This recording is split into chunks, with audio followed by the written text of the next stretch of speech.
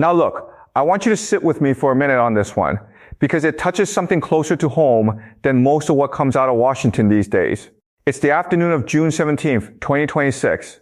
A conference room inside the Eccles building in Washington, DC, 12 people around a table, and after a short meeting, they release a one-page statement. On the surface, it looks like nothing happened at all. No rate hike, no rate cut. The number stays exactly where it was. But if you look closer, and I mean really look, that meeting tells you something about where this country's finances are headed over the next year. Because most people watching didn't realize what actually happened that day. The Federal Reserve didn't just hold rates steady. It quietly changed its posture toward you, toward your mortgage, your credit card, your car payment, and the next 12 months of your life. This touches your grocery bill, the interest piling up on that credit card, the rate on the auto loan you're still paying down, and whether the house you've been eyeing stays out of reach a little while longer. It doesn't matter if you follow the stock market. It doesn't matter if you've ever read a Fed statement in your life. This one still lands on your kitchen table. And there's a phrase buried in the fine print of that meeting, the Fed dropping what's called forward guidance. We'll come back to that, because that's the part that changes everything about how this institution talks to you from here on out. There's also a date circled on a lot of calendars right now, July 29th. Hold on to that one. It may matter more than anything else we talk about tonight. Now, to understand tonight, you got to understand how we got here, because the chain of events matters. Rewind to the back half of 2025. The Fed, worried about a cooling job market, cut rates by 3/4 of a point, bringing the benchmark down to that 50 to 3, 75% range where it still sits today. That was the Fed leaning toward relief, trying to keep the labor market on its feet without reigniting prices. For a while, it looked like the right call. Then came the leadership change. Kevin Warsh took the chair this year, and June 17th was his very first meeting running the show. Before he ever gabbled that meeting to order, the ground had already shifted under him. Back in April, 3 regional bank presidents broke ranks and dissented from the Fed's policy language, pushing to keep the door open for hikes, not just cuts. A quiet signal that not everyone at that table believed the cutting cycle should continue. Then, this spring, a conflict in the Middle East escalated and energy prices spiked. That shock worked its way into the numbers fast. By May, the Bureau of Labor Statistics clocked headline inflation at 2% year over year, the hottest reading in 3 years. Not since the worst days of the last inflation spike had that number looked that ugly. Every decision echoes for years, folks.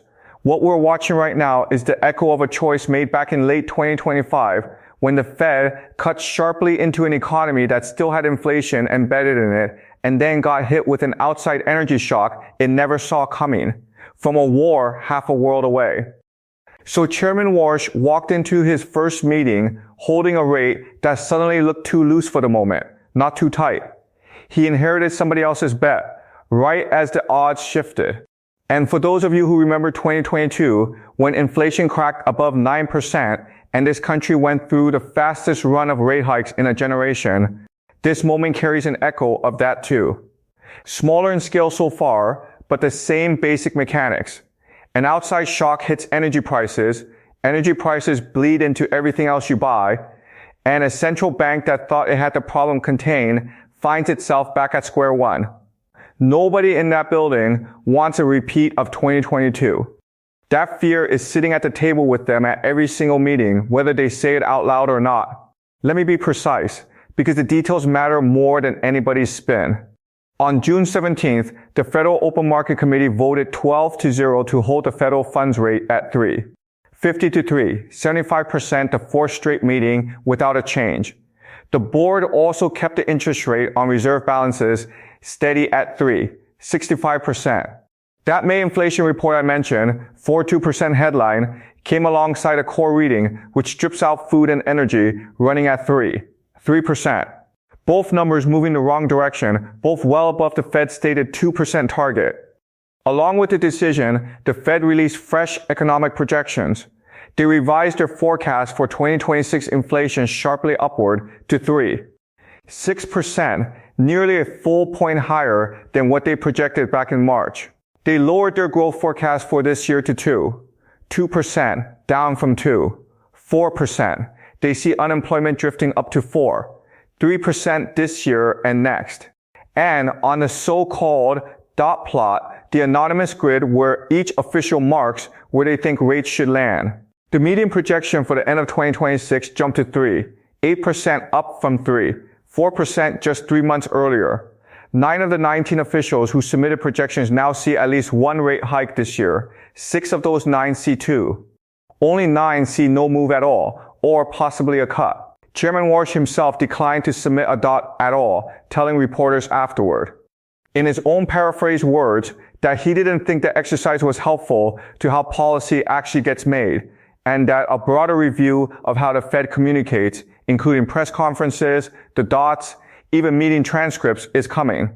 According to CME's FedWatch tracker, markets were pricing in roughly a 25% chance of a hike at the upcoming July 28th and 29th meeting, with the odds climbing higher for September and December.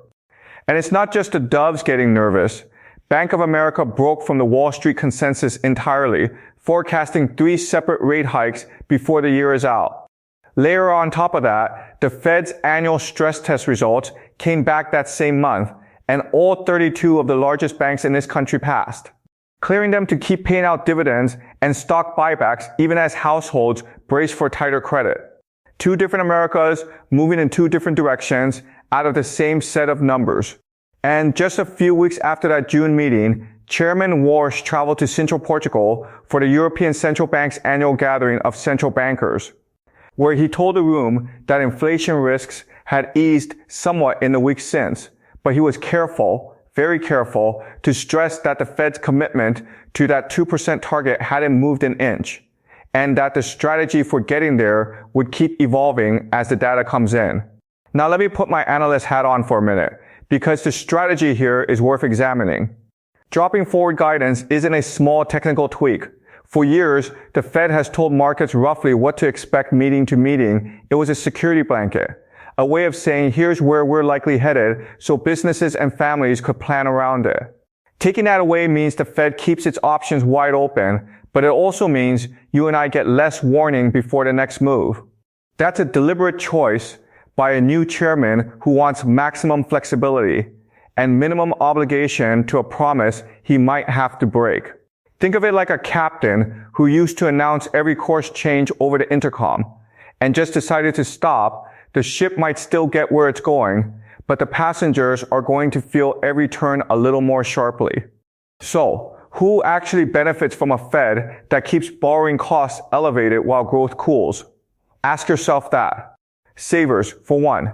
If you've got money parked in a CD or a high-yield savings account, this environment has been kind to you, maybe for the first time in years. Banks benefit too, at least on paper, from wider margins between what they pay depositors and what they charge borrowers, which is part of why every one of those 32 banks sailed through their stress test with room to spare. But if you're carrying a credit card balance, financing a car, or trying to buy a first home, this is the environment working against you, not for you. Higher for longer doesn't fall on the country evenly. It falls hardest on the people already stretched the thinnest. Think about who that actually is. It's the young family who's been saving for a down payment for 3 years and watches the math get harder every time the mortgage rate creeps up instead of down. It's the small business owner renewing a line of credit at a rate that would have seemed unthinkable a decade ago. It's the retiree living on a fixed income, watching the grocery bill rise faster than the cost of living adjustment on a pension check. Meanwhile, the largest institutions in this country just proved in that same stress test that they can absorb almost anything this economy throws at them. That's not a conspiracy. It's just how the machinery works. But it's worth saying plainly because nobody in a suit is going to say it for you. And there's a political layer underneath all of it. Chairman Warsh has been explicit that he sees the Fed's independence as non-negotiable, publicly dismissing any suggestion that political pressure from either direction would move his decisions.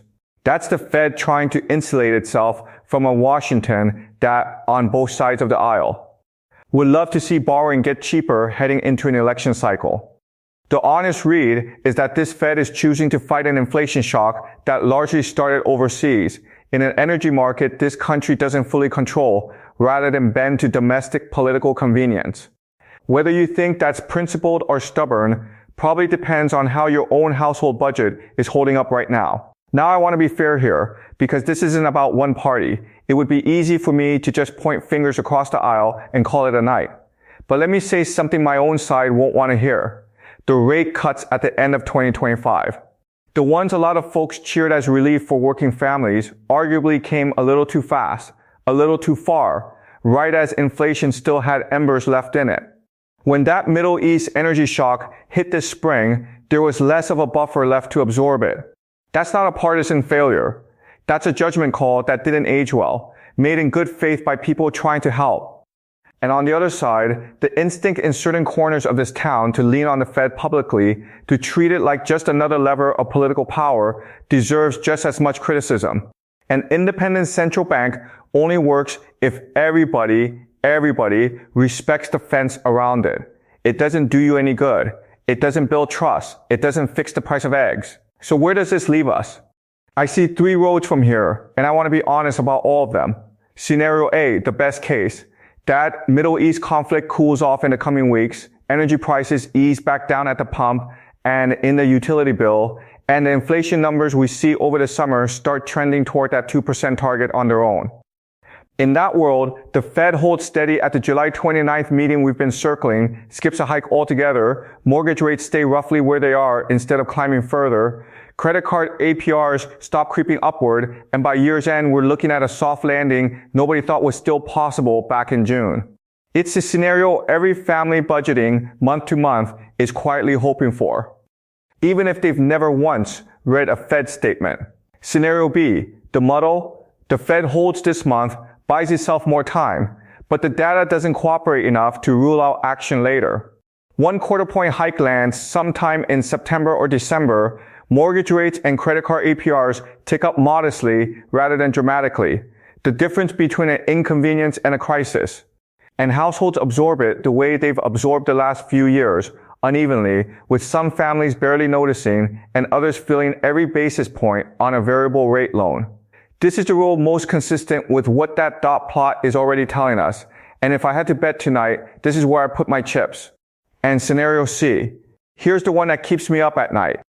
The conflict drags on, energy prices stay elevated, and inflation proves stickier than the Fed's own projections assume. The Fed, with forward guidance gone and no promises left to break, moves not once but multiple times before year's end, closer to what Bank of America is already forecasting. Borrowing costs climb further on top of levels that are already the highest they've been in over a decade. Unemployment drifts up toward that 3% the Fed itself now projects. Growth slows even more than the 2% already penciled in. And a lot of working families get squeezed from both directions at once. Higher prices at the register and harder credit at the bank. The kind of pinch that doesn't show up on a chart nearly as clearly as it shows up in a checking account. In that world, the conversation a year from now isn't about a soft landing at all. It's about whether this country avoided a recession or just delayed one. My honest assessment, sitting here with you tonight, scenario B is the most likely path. But scenario C is a live possibility in a way it wasn't back in the spring. And remember that phrase we circled back at the top, no more forward guidance. That's precisely why this feels different than past cycles. We don't get the advance warning we used to. We find out at the meeting, not before it. Which is exactly why July 29th matters as much as it does. It's the first real test of a Fed that's decided not to tell us what it's thinking until it's already decided. I've seen this country do hard things before. I've watched interest rates climb into double digits and watched families come out the other side. I've watched energy shocks from half a world away ripple through a farmer's fuel bill and a commuter's gas tank.